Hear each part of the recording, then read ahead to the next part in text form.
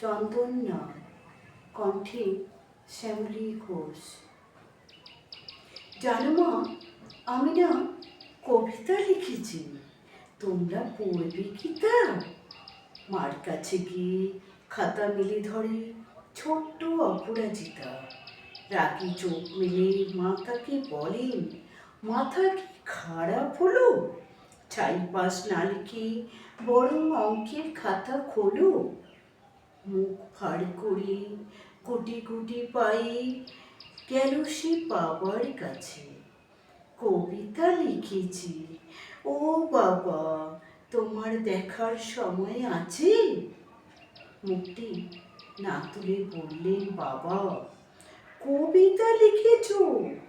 বেশ, পড়ব তো বটে। আগে খবরের কাগজটা করি শেষ।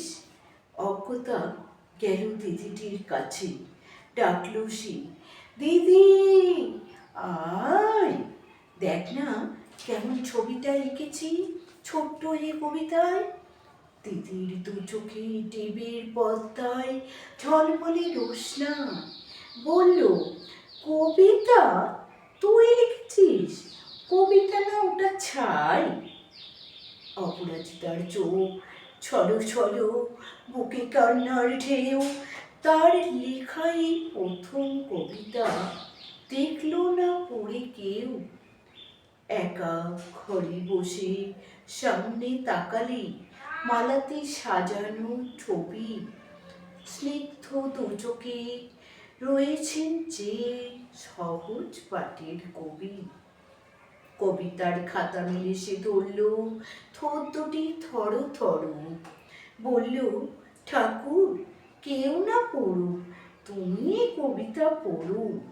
কি জানি কি করে কি যে হয়ে গেল এক কথার সাথে সাথে।